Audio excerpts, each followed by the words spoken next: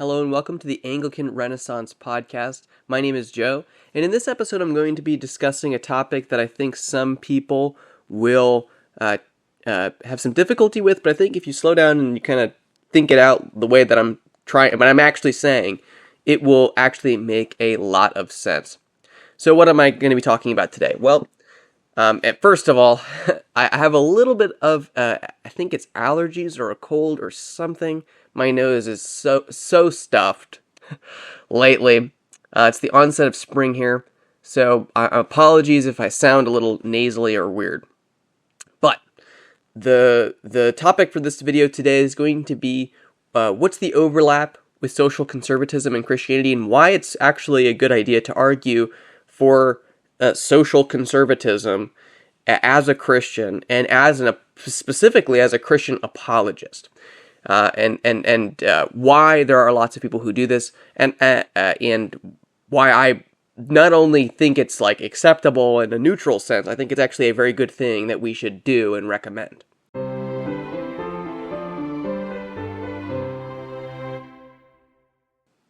Okay, so what am I talking about here? Well, you may have noticed if you follow lots of good Christian apologists that I would recommend, one of which is Trent Horn. He's a Roman Catholic. Gavin Ortland over at Truth Unites. Jordan, he's a Baptist. Jordan Cooper over at, his channel's got a good, I think actually his YouTube channel is just called Dr. Jordan Cooper. He's a Lutheran. They do this as well in varying different degrees on different topics, but you'll get a video from Trent Horn where he's talking about abortion or gay marriage or the transgender issue. Jordan Cooper will be talking about kind of a social conservatism as an ideology as opposed to kind of Enlightenment liberalism. So is that good when they do that? Is that worth doing? You'll sometimes see comments or people talking about this issue, or talking about people politicizing the gospel, and I can see, there definitely are examples of this, and I think I picked some examples that are easy to defend, but there are also extremes of people who will make completely unrelated opinions, political opinions, and say, oh, these are Christianity issues. But there really are some issues that I think everyone would recognize as socially conservative issues, which are undeniably related to Christianity and apologetics. But before that even, I think an error that is popular or common would be to conflate social conservatism, which I've tried to use consistently in this video, and just political conservatism. So there's like the political party in your country, and you say, okay, that political party, everything they believe, because they call themselves conservative, as a Christian, you have to support them. Now, you might say, okay, as a Christian, based off of the issues, they align more with us or whatever. But one of the big problems with this I would say the economic aspect of politics. So, there are some economic issues that do approach Christian ethics, but there are others that are issues of prudence or I think this will benefit people in our country the most, and somebody else thinks, okay, no, I think this economic policy will benefit people in our country the most. Well, both sides are validly pursuing the benefit of the country that they live in and of poor people and all that kind of stuff that are Christian values. And so, even though they disagree on the prescription, they are trying to go to the same ends, and those disagreements are worth having. But social conservatism is restricted, I would say, to a number of actually, quite frankly, unpopular positions, right? So even conservative parties in politics today, including in the United States, tend actually to not like the social conservative stuff. But the irony of that is, as Christians, that's the stuff that we're the most committed to. So, for instance, I think it's whatever their personal opinions are, the Republican Party has started to pull back from issues like gay marriage. They tend to kind of ignore the issue today. They've taken it out of the GOP platform to defend traditional marriage. Abortion, the modern GOP has kind of waffled on pro-choice, pro-life issues, although there's some mixed results there. I think there's been some successes in the pro-life cause, obviously, since the overturning of Roe v. Wade is a big one. Gender dynamics, those tend to be a little bit more popular. I think people are offended by, for instance, transgender athletes, but the deeper question that Christians want to ask is, a deeper philosophical question about the validity of transgender identity at all, and getting really in the weeds on those questions. That, And at this point, right, one of the big Christian hangups, I would say, that people would identify with Christianity if you watch a movie and there's a Christian character, one of the things people are going to pin on them is that they don't believe in sex outside of marriage. That's the big weird thing that Christians believe in.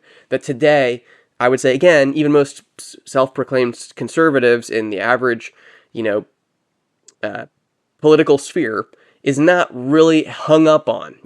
Some of the most prominent allegedly conservative politicians have had multiple wives, they have affairs, they have relationships outside of marriage, and that's normal. Talk show hosts might talk about, in their 20s or whatever, before they're married, sowing wild oats and things like that, and that's an expected part of life. If you watch a TV show, even if there's like a, rough and tumble cowboy character who's clearly not a liberal, he still, goes to the bar and gets drunk and has sex with women that he's not married to, okay? Those issues, are they worth talking about? The next, and then you might say, yes, of course they are. And I agree. I think that Christianity has pretty clear stances on these issues. And that's not even what I'm going to be arguing in this video. I'm not going to be arguing that Christianity is, pro-life or believes in marriage is one man and one woman. I believe all those things are pretty consistently taught in the Bible. Those are other videos, though. I think the consensus, especially with my audience, would be that it does teach those things. And I'm just going to be talking about, how as Christian apologists do we interface with the world of those political questions. Because the second thing might be, and you'll hear this especially from non-Christians or people commenting on especially abortion, they'll say, okay, well, that's your religious opinion, but you can't force that on to the country. Or, say, somebody will say, oh, but you might think that life begins at conception, you shouldn't get an abortion, but why do you think that it should be banned? And this is a big, in my opinion, disconnect between the way we talk about how religion should inform our politics. Today, that was just not confusing for most of Christians throughout most of human history, right? So Christianity was opposed to gladiatorial races, gladiatorial games, right, where people are killing each other in public, but a Roman citizen at the time could have said, well, that's just your religious conviction that you shouldn't kill people for public entertainment. You don't need to make a big deal out of it and try to ban gladiatorial games.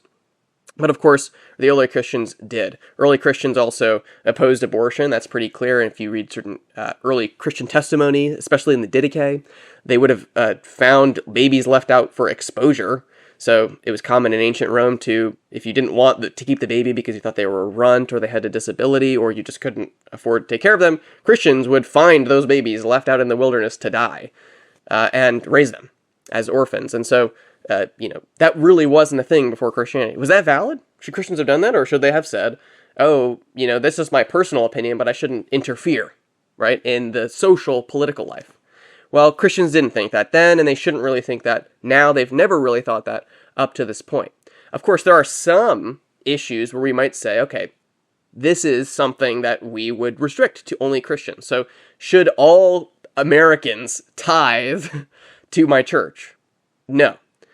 I should, because I'm in my church and I believe in Christianity and I think that's an important thing. But should all the people in the world be required to tithe to my church as a matter of public law? No. I might even say it would be good if they did do that, but I'm not going to advocate for requiring that. We can talk about established churches and all those other kinds of questions as well, but I think generally in America today, nobody is arguing that their church should receive tithe money from every citizen on penalty of law, okay?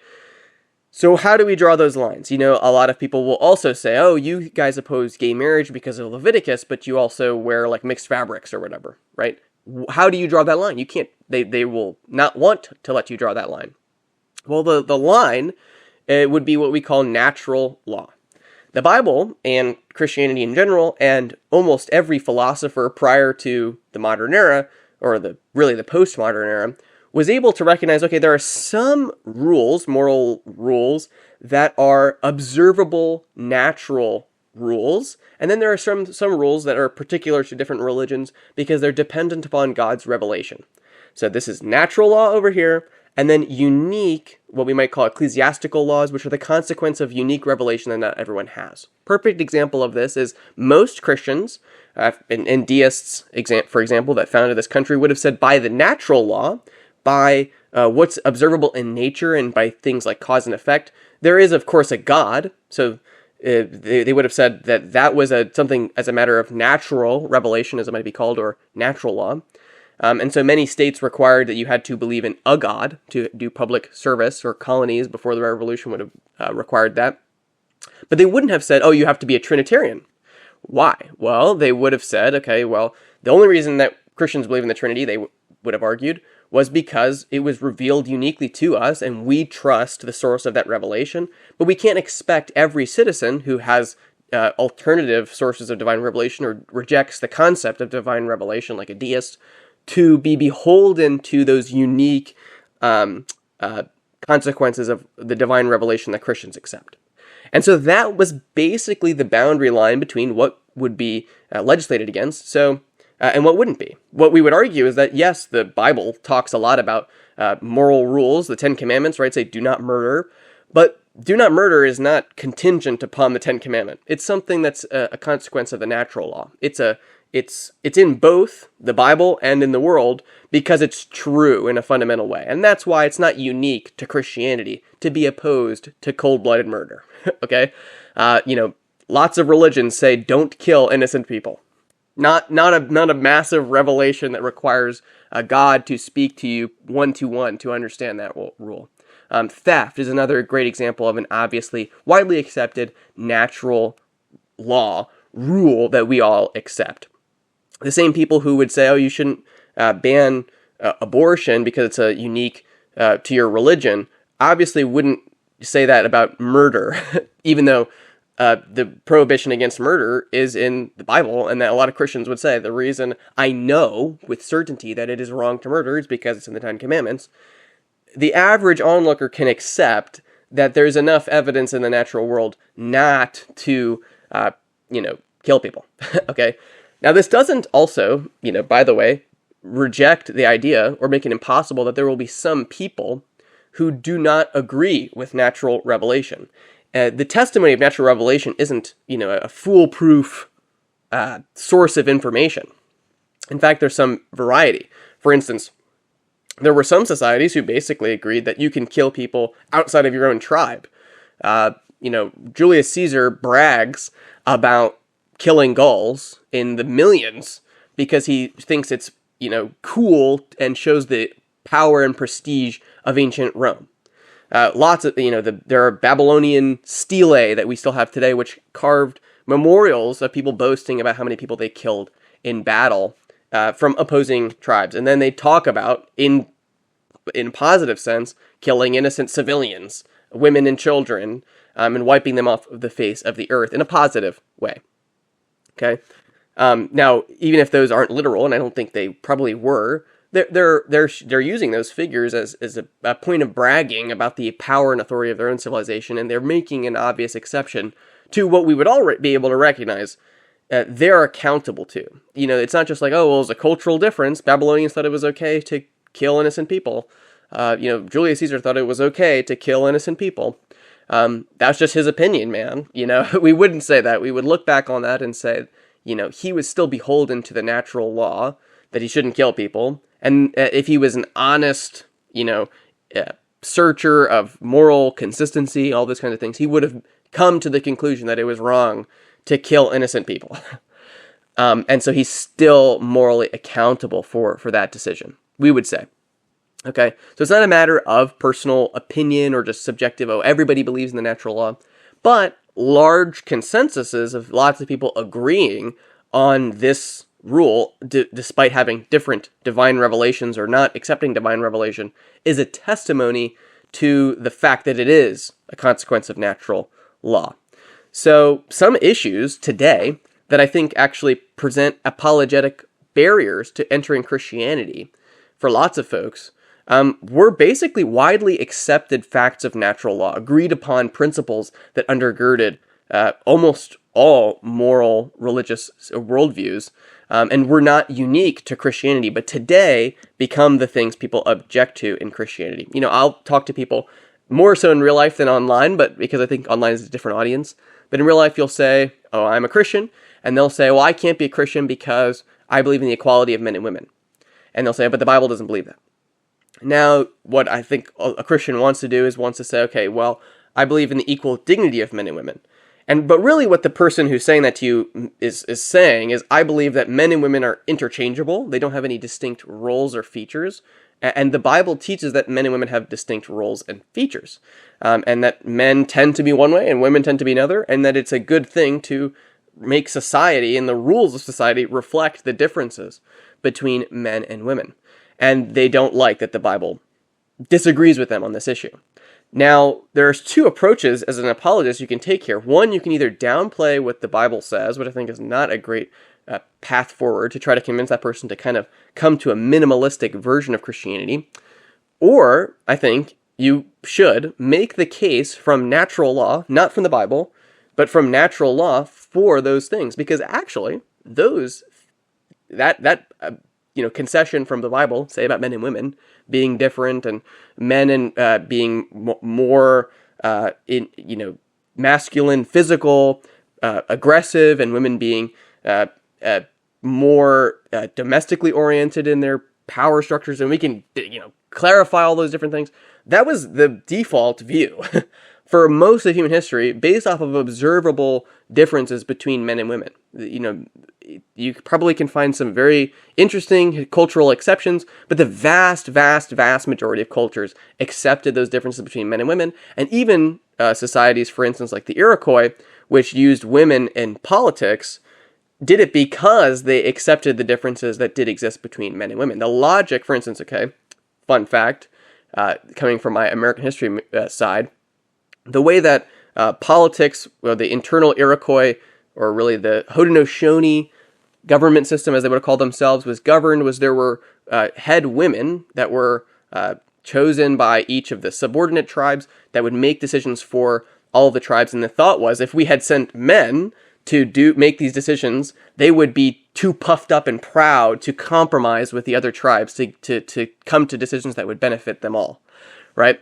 But that's not, so people will point to them as a matriarchal society, and that's true in a political government sense, but the Iroquois would have accepted the differences between men and women that all these other societies were able to observe, that men are more masculine, that they're physically more competitive, and they have all these other unique traits that again have been observed by all these different societies. They just came to different conclusions based on those observable facts about the difference between men and women, and that's fine as well. We can accept that as Christians.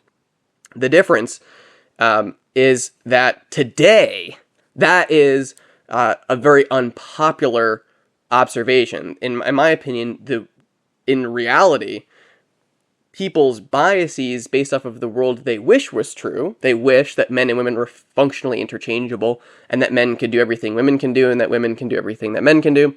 Because of that desire for that to be the case, because that's an important part of our kind of self-determination, pseudo-American religion, really, they don't want that to be true, and so they see worldviews that conflict with that as wrong. So you have to, as a Christian apologist, get down into the weeds and say, sorry, you're wrong. It's an observable fact that men and women are different, and that men are better at this and women are better at that. You can also, there's in my opinion, there's interesting data as well. If you go out on the street, you can probably find some of these videos where it's like, if you ask people, what are women better than men at? And people can answer that question. But if you ask them, what are men better than women at? They don't answer. They don't want to give an answer, partially because they're uncomfortable. And this comes from the feeling that any system which kind of accepts men as being superior in some sense will concede huge,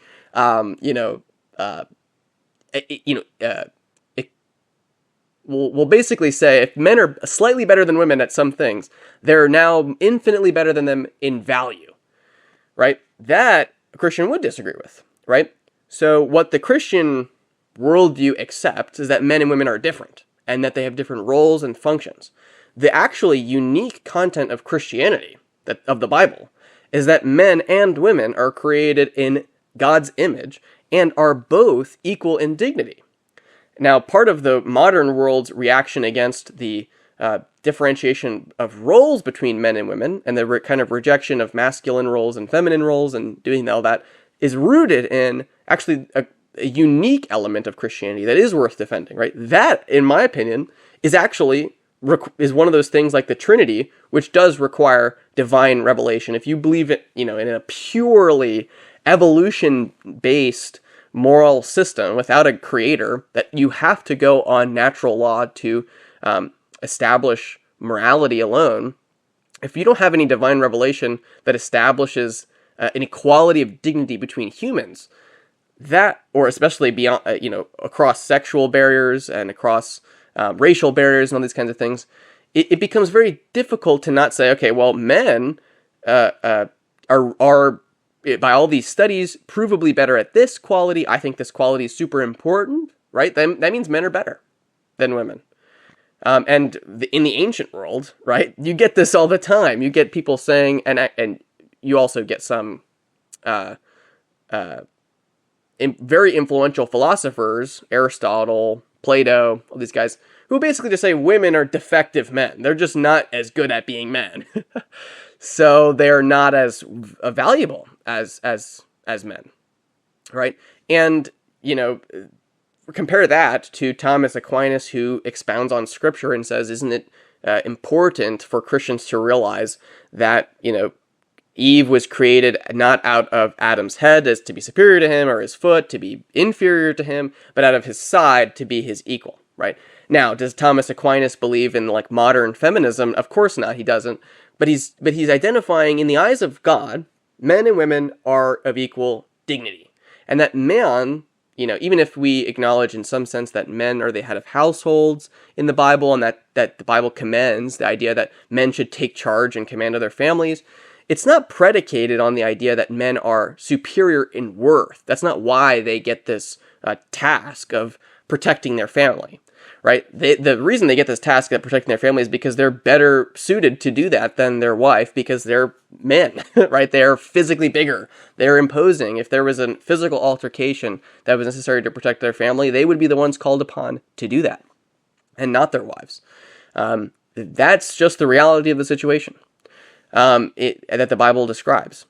So, I think, if we were going to argue for Christianity, we do have to argue for the differences between men and women. All right, there are other issues. We talked a little bit about abortion. We talked a little bit about sex before marriage. That's another thing that most societies would have realized was not a great idea, right? Having sex outside of marriage, because for most of human history before birth control, it was a very tight connection between having children and the sexual act. And so at least, a normal kind of detached observer could say, okay, even if you purely just believe in evolution, you could say, well, humanity evolved in such a way that we should use the sexual act with the understanding that it can produce children. And so our psyches are best, adapted to the situation where we're married. Then we should have sex, because then maybe you'll have some kids, and then you'll have to raise them. And the best dynamic for children is the biological, compatibility of men and women. We literally require each other's anatomical parts to create children and to sustain them. And again, the complementary qualities of men and women are observable, balances are all biological, right? The idea that again, these are all bell curves, right? There are obviously outliers, but on average, men tend to be more competitive, and they tend to push their children to do more than the children are comfortable with, and push them outside of their comfort zones. And women tend not to. Mothers tend to coddle their children, again, in excess, and they tend to be a security blanket if their child fails. And they tend not to be as disappointed at children's failure than fathers do. So the kid then is pushed by their father, but then when they fail, they have somebody to, hold them and comfort them. And in that sense, right, you could even, and I would argue that we should encourage sexual dimorphism, right? So it's not just an accident that men tend to be this way and women tend to be that way. You can even make an argument that, okay, well, because the natural features, the natural bell curve differences between men and women complement each other for the benefit of the rearing of children, we should create a society which tells men to be more masculine and tells women to be more feminine, and identify what those are, and And society used to be much more comfortable doing this. You can find from the 50s and beyond, earlier, especially in Western civilization, like etiquette books just telling you how to behave. Like, if you are a man, you should do this and think this and say this when women do that.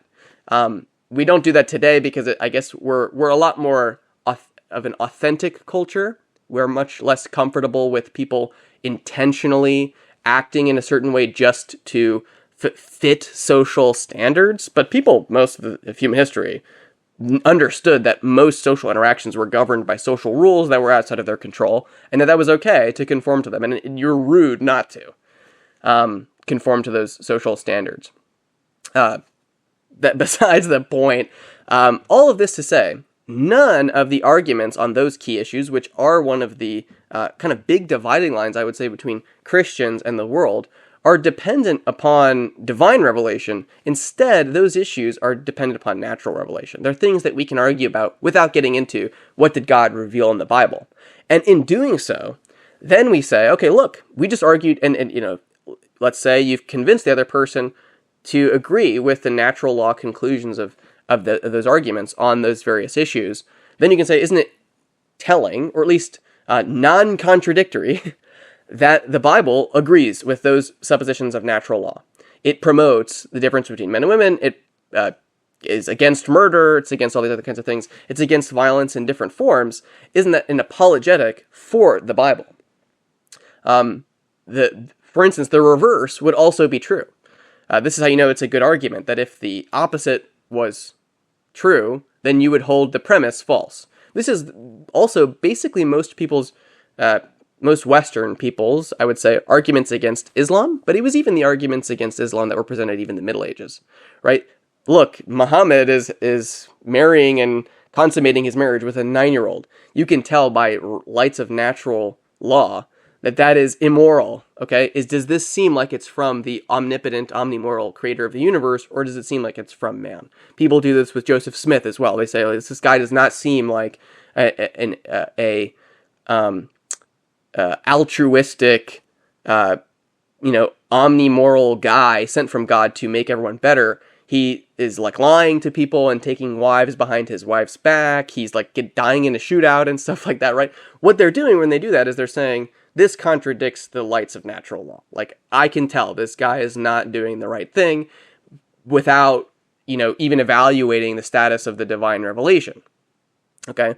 So if we want to, I guess, make a good case for Christianity, we have to make the natural law argument for those things which make Christianity, the Christian moral worldview coherent, right? The basic assembly blocks of the Christian morality. I would say the Ten Commandments would be a great example. We have to say, okay, all of these make sense according to natural law. And again, I'm Anglican, right? Richard Hooker was a famous Anglican theologian. This is his argument at the beginning of his magnum opus, The Laws of Ecclesiastical Polity. He makes a clear argument for natural law as a starting point before you start talking about the distinctions of doctrine that are created by divine revelation. Okay. However, another reason, so that's one of the reasons that maybe a social conservative would, Christians and social conservatives have some overlap. I made a video a long time ago, actually, about why is there, some overlap between social conservatism politically and Christianity, and talked about some people's testimonies. I talked about mine. I talked about kind of the Jordan Peterson phenomenon, but also like C.S. Lewis and older authors, G.K. Chesterton, and why arguments for Christianity end up becoming arguments about conservatism. And part of that is this question about natural law, and the kind of shift away from it, I would say, in modern society towards license, right? To kind of reducing these natural law restrictions against our freedom, right? If you had to kind of put on a spectrum, social conservatism, hopefully this is on your right? Social conservatism over here and social liberalism, right? License, liberal means free. The social conservatism is arguing for an obligation, right? You might want to have sex before marriage, but you shouldn't, right? And the social liberal is saying, kind of do whatever you want as long as it doesn't hurt anybody, right? the reason that the Christian is going to end up over here is because Christians believe in natural law, and the Bible teaches natural law. And so there are also lots of people who are not Christians who might agree with social conservatism because they can apprehend the natural law questions that are going on when we're imposing restrictions on other people, social behavior. The next reason, though, that a lot of, especially in the West, Christians tend to be social conservatives, is because Western civilization is uniquely built upon, even in those unique presuppositions of divine revelation, like we talked about earlier, Christianity and not other religions. So, for instance, you can probably find, there are like very right-wing neo-pagans on YouTube who will argue that Christians were the first left-wingers because they were against some of the like martial elements of Roman culture. Like we talked about the gladiator rings. They would have thought of that as inhumane. And they'll say, oh, you guys were just woke people in the Roman Empire. And the difference in that is that, two worldviews can conflict with one another in a way that isn't a liberal versus conservative way. They're just two different worldviews with two different moral standards that are combating each other, right? It's just, the same thing would happen between Islam and Christianity in the Crusades. Nobody would say that one side in the Crusades was the left-wing side and one side was the right-wing side. That would be way anachronistic to talk about those kinds of conflicts in that way. But imagine, you're in a Muslim-majority country where it's illegal to drink alcohol, and the Christian has no restriction against drinking alcohol in our religion. And so you say, I would like license to drink alcohol. I would like the liberality, the freedom to drink alcohol, right? That might make you, in that situation, a social liberal, because the default in this society are restrictions we don't agree with. However, in a majority Christian society, if you that has unique conclusions that were come to in the social policy of the country that were based upon Christianity, in order to preserve those, the Christian becomes a social conservative. He wants to preserve the unique elements of our society which were created by divine revelation, right? So whereas the Muslim wants to preserve an element of his own believed divine revelation, which is that we should not drink alcohol, and becomes a social conservative in that society, in America or in Europe, where a lot of our legal codes were inherited from ecclesiastical canons, right, that literally were justified by quoting the Bible. Or if you read, like, I'm going to butcher some of these textbooks, but you can read, it's like Blackwell's, right, legal textbook. There are lots of American Supreme Court cases which just straight up cite it from like the 19th century, the 18th century, which just cite the Bible to prove a point that they're trying to make, right? In America, there was a large controversy when Mormons wanted to practice polygamy. And the reason that most Americans were against polygamy was that Christianity does not allow for polygamy, right? So if you were in a Mormon fundamentalist society and you were arguing against polygamy, you might be a social liberal, right? But in America, when the Mormons wanted to introduce polygamy, that is a socially liberal idea. We didn't want to allow them to practice polygamy, right? And we justified the ban on polygamy on Christianity, right, as the default position in our society. Since then, you can kind of see some social conservatives. How many times have I said social conservatism and social conservative in this video? You can see many modern social conservatives appealing to a kind of Judeo-Christian kind of consensus. The problem with doing this, and actually even the problem inherent in this video, is when you actually ignore some of the differences between different systems, you kind of lose the reality that actually lots of systems are based off of specific denominations' versions of Christianity. So for instance, an Anglican would traditionally not allow remarriage after divorce. This is one of the objections that Puritans had to the Church of England, was that they believed that you can get divorced and remarried if you divorce your spouse for adultery. And in the American colonies, at the time of the Revolution, that was actually a kind of powder keg issue. In America, it's very easy to get a divorce and to remarry, but in England, it wasn't. Okay? When the Puritans have the Puritan colony, lots of rules in their society, but one of them was not that you can't get remarried after a valid divorce, in their opinion.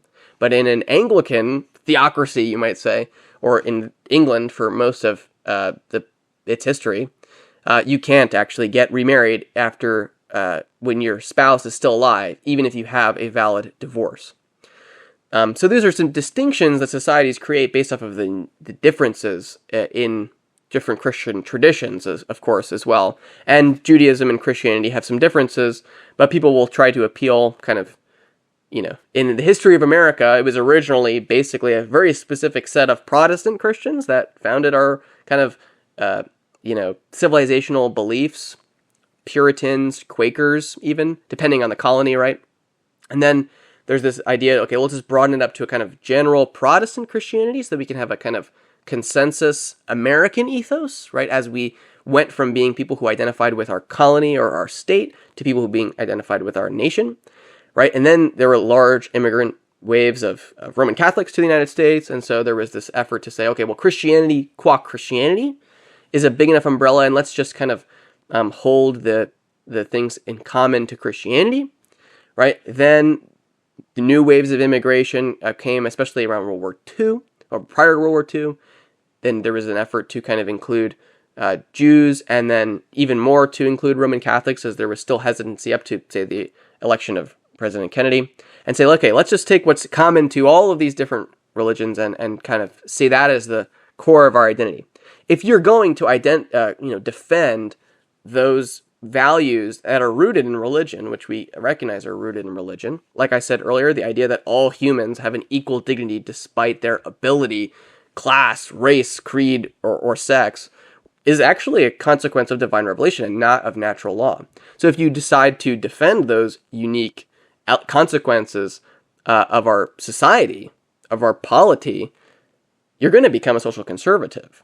Even though, in theory, you could be in some other scenario or some other society classified as a social liberal. And so today, in America, defending Christianity often means defending social conservatism.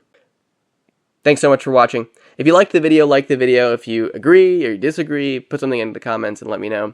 If you want to see more of the stuff that I make on this channel, touching usually on Anglican apologetics, Christian apologetics in general, you can subscribe and hit the little bell button, and you'll get notified every time I make a new video. If you want to support me, you can always support me over at younganglican.locals.com.